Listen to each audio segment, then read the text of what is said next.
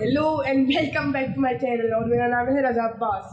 तो सॉरी यार, इतनी देर बाद वीडियो आ रही है क्योंकि मेरे बुखार आ गया था। किसी ने नज़र मार दी थी मेरे, क्योंकि मेरी पहली वीडियो ये थी, उसमें सिर्फ 6 व्यूज़ ही है, तो किसी ने नज़र मार दी थी तो बुखार हो गया था। अभी बुखार आज बेहतर हुआ है, तो आज मैंने सोचा यार वीडियो बना देते हैं। कब से कोई इंतजार कर रहा हो, अगर है भी तो ये वीडियो आपके लिए हाजिर है। तो ये वीडियो है एक ट्यूटोरियल और ये है एडोबी इलस्ट्रेटर का ट्यूटोरियल। तो ये वीडियो उनके लिए, सिर्फ उनके लिए कि जिन्होंने एडोबी इलस्ट्रेटर को हल्का फुल्का सीख लिया है, मगर उनके दिमाग में जो डायरेक्ट सिलेक्शन टूल है या फिर जो सिलेक्शन टूल है सारे जहन में नहीं बैठते, और ख़ासतौर पर डायरेक्ट सिलेक्शन टूल जो कि बहुत ही एक कॉम्प्लेक्स टूल है। तो उसके बारे में आज मैं सिखाऊंगा और सिर्फ उसी के बारे में मैं आपको सिर्फ उसी की चीज़ें बताऊंगा सारी, और सारी चीज़ें कैसे होती हैं। तो आइए चलते हैं अपनी वीडियो की तरफ। सो हेलो एंड अब चलते हैं अपनी स्क्रीन की तरफ। तो ये डायरेक्ट सिलेक्शन टूल ये रहा, यहाँ पे आपको देख सकते हैं। ये एडोबी इलस्ट्रेटर में मैं आपको दिखा रहा हूँ, सिर्फ इलस्ट्रेटर के बारे में मैं आपको बताऊँगा, बाकी सब कब खुद ही मिलेगी, तो इंटरनेट पर मिल जाएगा आपको। तो डायरेक्ट सिलेक्शन टूल है ये रहा हमारा। तो अब मैं आपको फ़र्क बताता हूँ, जो इसके बराबर में सिलेक्शन टूल है और ये डायरेक्ट सिलेक्शन टूल, ये दोनों के शॉर्टकट, सिलेक्शन टूल का V और डायरेक्ट सिलेक्शन टूल का A। तो अब दोनों का डिफरेंस क्या है? सबसे बड़ा डिफरेंस इन दोनों का ये है, मैं आपको एग्जांपल दूं कि मैंने जैसे कि ये स्क्वायर होता है, ये रेक्टेंगल बनाया एक। तो अब जैसे कि अब ये एक रेक्टेंगल है जिसके अंदर वाइट फिल है और ब्लैक स्ट्रोक है। तो अगर आपको ये नहीं पता तो भाई मैंने आपको पहले बताया कि ये बिगनर्स के लिए नहीं बना रहा हूँ, बिगनर्स के लिए ही बना रहा हूँ, मगर ऐसे बिगनर्स कि जिनको एडोबी इलस्ट्रेटर के डिफ़ॉल्ट्स और उनकी जो कॉमन थिंग्स हैं वो पता है, उनके हिसाब से बना रहा हूँ। और मैं उन बेचारों के लिए बना रहा हूँ कि जिनको डायरेक्ट सिलेक्शन टूल समझ में नहीं आता, मैं उनके लिए बना रहा हूँ ये, और जिनको कॉमन चीज़ें पता है सारी।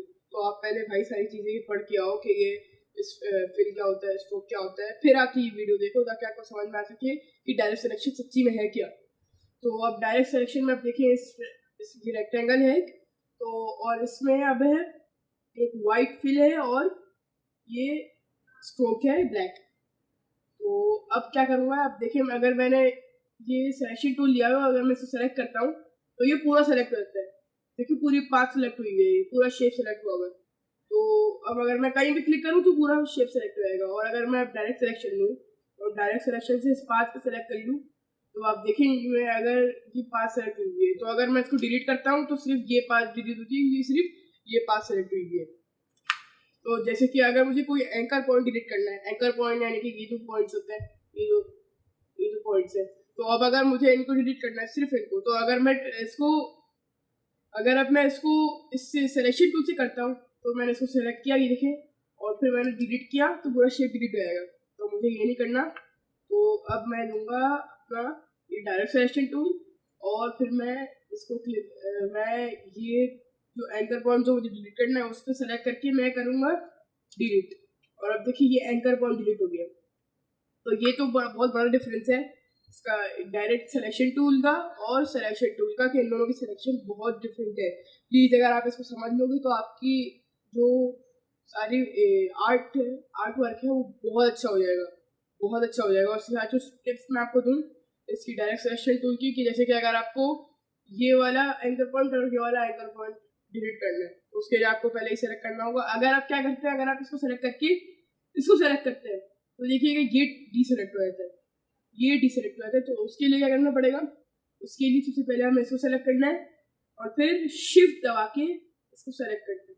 जब इसको भी शिफ्ट दबा के सिलेक्ट कर लेंगे तो फिर हम दोनों इसको यहाँ पे, फिर ये दोनों अब सेलेक्ट हो चुके हैं। देखिए अब मैं इसको ये और शिफ्ट दबा के ये और ये, अब यहाँ पे सिर्फ ये दो एंकर पॉइंट्स रह गए, तो ये भी हम लोग कर सकते हैं। तो डायरेक्ट सिलेक्शन की सबसे पहले तो ये बात हो गई कि अगर हम लोग शिफ्ट दबा के करते हैं तो पहले तो अगर दो चीज़ साथ सेलेक्ट करनी है तो फिर शिफ्ट दबा के दोनों चीज़ों को सेलेक्ट करते हैं, और अगर एक चीज़ को डी सेलेक्ट करना है जो और वो पहले से सेलेक्ट हुई है, तो आप उसको शिफ्ट दबा के उसको वापस उसके ऊपर फेरेंगे तो वो डी सेलेक्ट हो जाएगा। तो अब डायरेक्ट सिलेक्शन के अंदर एक और है ग्रुप सिलेक्शन टूल, ये वही है, शिफ्ट दबा के अगर आप इसको करते हैं तो ये वही काम करता है, और ये सिलेक्शन टूल की तरह ही है, यानी कि पूरे को सिलेक्ट भी कर लेता है सर। तो डायरेक्ट सिलेक्शन टूल की एक और अच्छी बात जो कि एडोबी इलस्ट्रेटर CC में है और CS6 में नहीं है, कि जब आप अगर किसी भी एंकर पॉइंट को सेलेक्ट करते हैं तो यहाँ पे एक कर्व हैंडल दिखता है, और ये कर्व हैंडल से हम लोग बहुत कुछ कर सकते हैं, एंड बिलीव मी बहुत कुछ कर सकते हैं। तो कर्व हैंडल से ये दिखे, अब ये मैं अजीब अजीब से इसमें ऐसी ही कोई सी शेप बना सकता हूँ। ये देखिए, ये लीफ की थोड़ी सी शेप है ऐसी, तो मैं कुछ भी बना सकता हूँ इससे, मैं इससे कुछ भी बना सकता हूँ। तो अभी देखिए कर्व हैंडल इसकी ये है। और एक और चीज़ जो मैं इससे कर सकता हूँ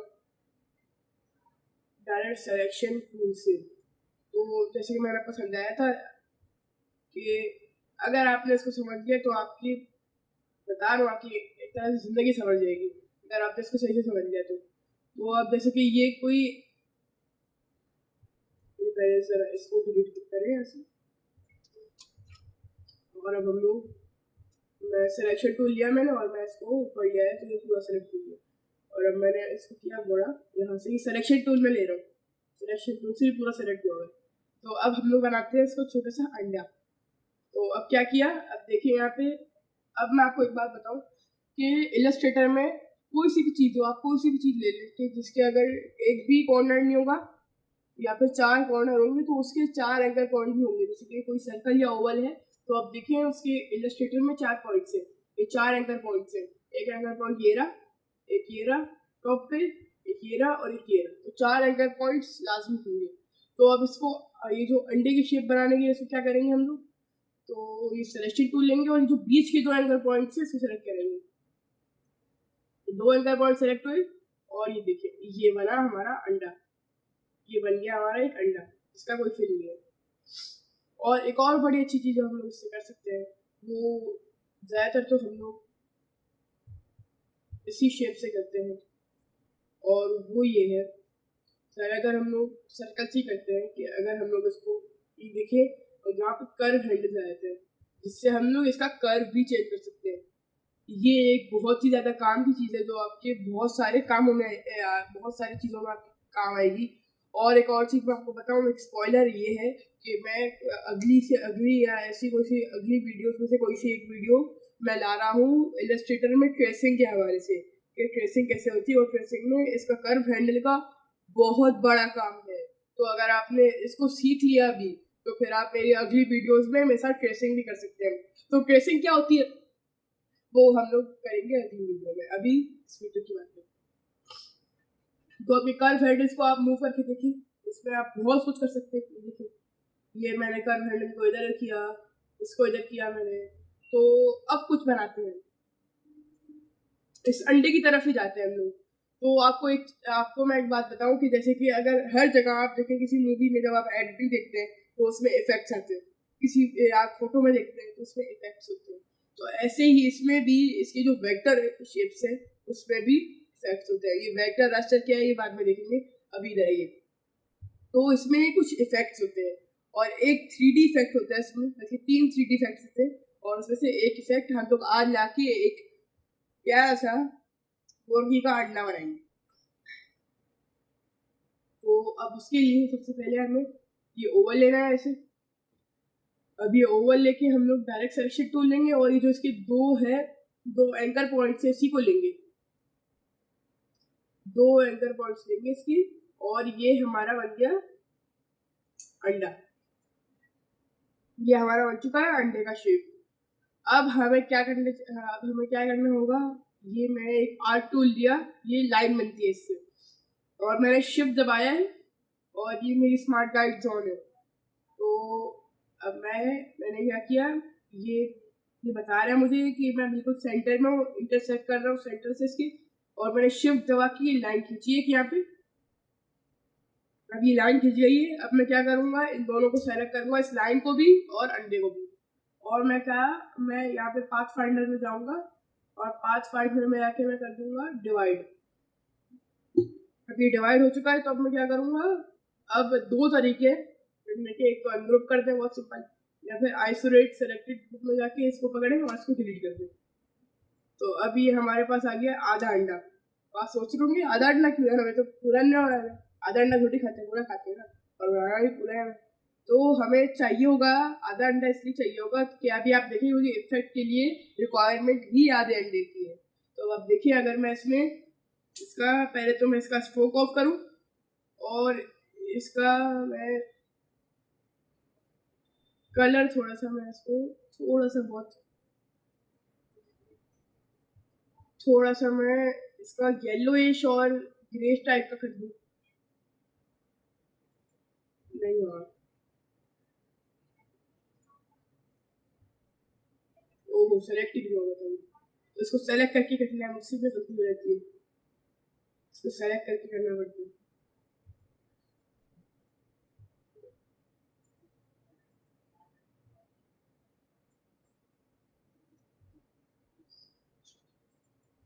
तो अब इसको थोड़ा सा येलो की तरफ लेके जाना तो है हमें। तो अब हम लोग स्वाचेस में आ सकते हैं। स्वाचेस आपको नहीं पता तो क्या होते हैं स्वाचेस, और एक और चीज़ आप कर सकते हैं इससे, वो ये है कि आप पहले तो इसमें RGB CMYK कुछ भी ले सकते हैं। तो ये क्या है RGB CMYK भाई, ये अभी मुझसे भी ये गलती हुई है तो ये बहुत इंपॉर्टेंट बात है, ज़रा यार सुन लो, अभी आगे मत करो प्लीज़, ये बात सुन लो, इलस्ट्रेटर में बहुत गलती होती है ये। तो पहले ये बात सुन लो कि जब आप कोई न्यू डॉक्यूमेंट देते हो तो उसमें वो आपसे कलर फॉर्मेट पूछता है, ज़रूर पूछता है वो। तो उसमें अल्लाह के वास्ते RGB या CMYK कर देना, वरना ग्रेस्केल में आके तुम लोग फंस जाओगे। तो प्लीज़ भाई CMYK या RGB एक कोई चीज़ कर देना। अब मुझसे भी ये गलती हो गई तो अब इसको मैंने तो चेंज कर दिए। अब आके इसका आप लोग ज़रा कलर चेंज करते हैं थोड़ा सा।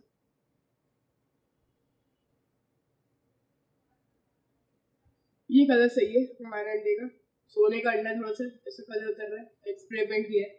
तो अब इफेक्ट दिखाएंगे हम लोग इफेक्ट्स की विंडो में ऊपर इलस्ट्रेटर में, और वहाँ पे 3D है, और 3D में आएंगे हम लोग रिवॉल्व में, ये बीच में है रिवॉल्व, एक्सट्रूड एंड बेविड, और ये रोटेट को छोड़ दे, ये हम लोग कभी और पढ़ेंगे। तो ये रिवॉल्व में जाएंगे हम लोग, और अब ये देखिए ये हमारा शेप रेडी है। अंडा कितना अच्छा लग रहा है, ये खाने का मूड हो रहा है मेरा। तो अब क्या करेंगे, ऐसे ये शेप सही है क्योंकि अब इसको अगर मैं और रोटेट भी करूँगा तो इतना कोई फर्क पड़ने नहीं वाला है, क्योंकि ये अंडा ऑलमोस्ट सेम ही है इसका शेप, और इसके हर तरह से साइड शेप ही है, बस थोड़ा सा डिफरेंस है इसमें नहीं। तो अब इसमें ये एंगल वही है, ये देखिए ये इससे आप अगर आप छेड़ के कर सकते हैं ये।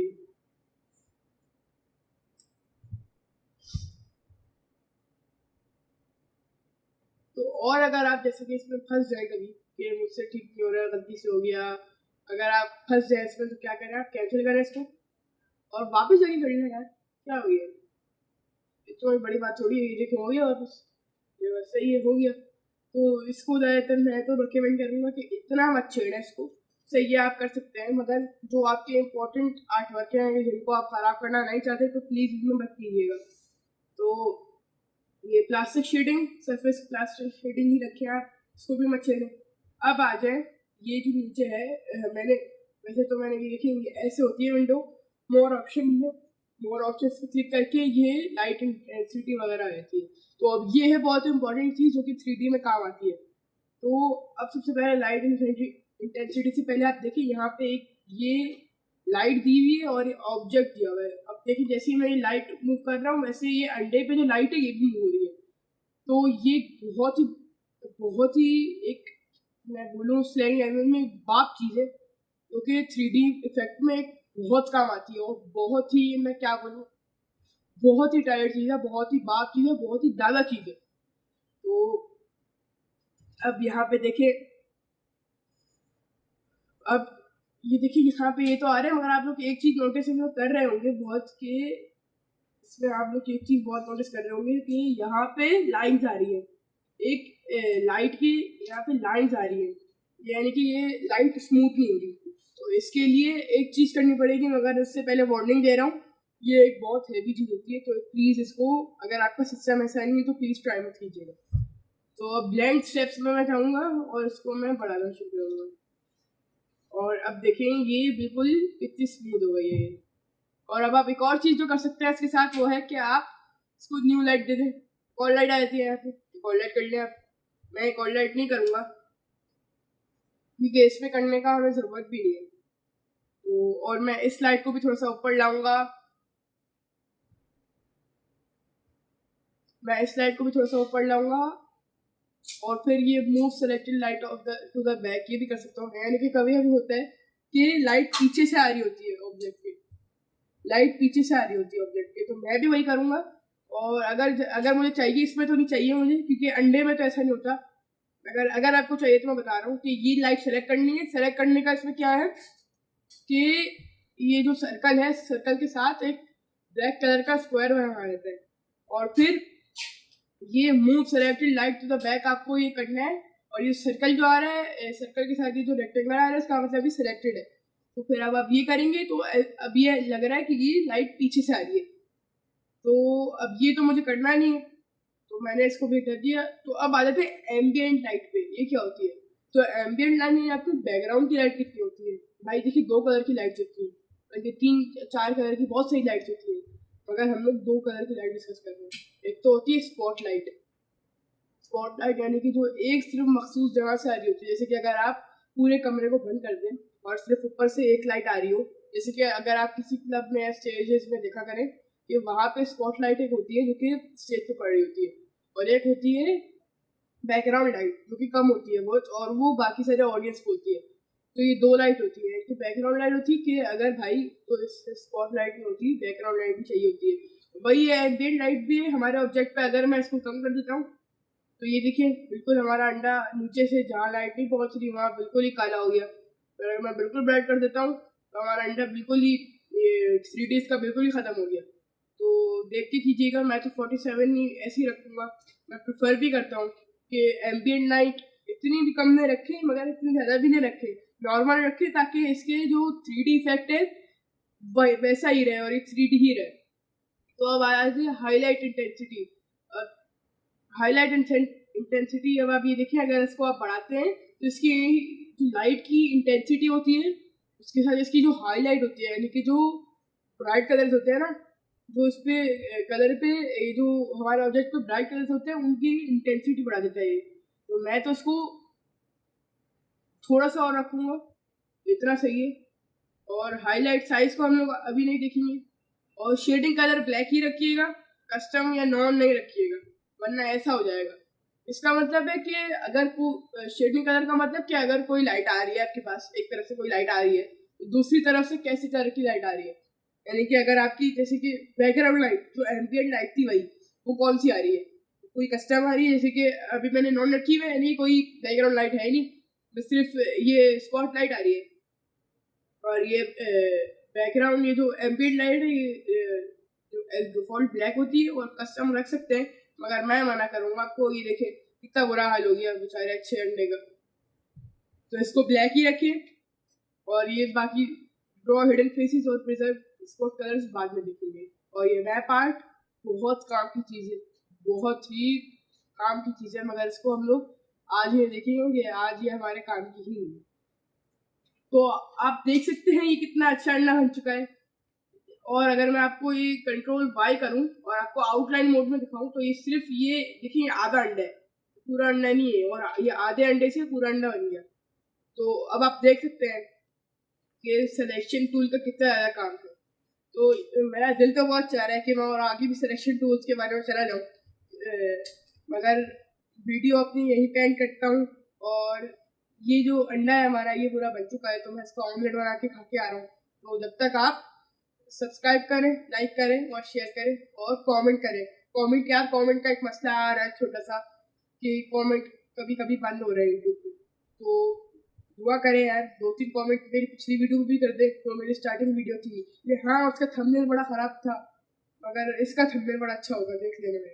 क्लिक बेट नहीं होगा मगर अच्छा होगा थंबनेल। तो मैं ज़रा इसका ऑमलेट खा के आ रहा हूँ। खुदा हाफिज़।